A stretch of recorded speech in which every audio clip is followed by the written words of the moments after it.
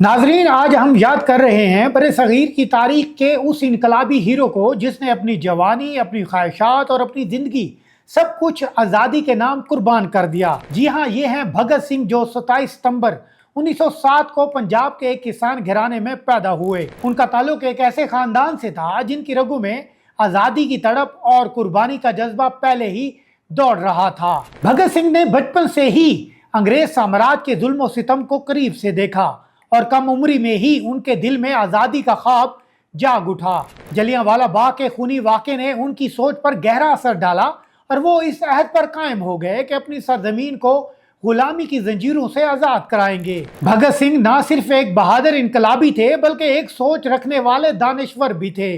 وہ کتابوں کے شوقین، نظریات پر بحث کرنے والے اور اپنے ہم عصر نوجوانوں کو بیدار کرنے والے رہنما تھے۔ انہوں نے ہندوستان سوشلسٹ ریپبلکن ایسوسی ایشن میں شمولیت اختیار کی اور نوجوانوں کے دلوں میں انقلاب کی چنگاری روشن کی۔ انگریز سرکار کے خلاف ان کی جرأت مندانہ کارروائیاں اور بالخصوص اسمبلی بم دھماکہ کیس نے انہیں برصغیر کے ہر کونے میں مشہور کر دیا۔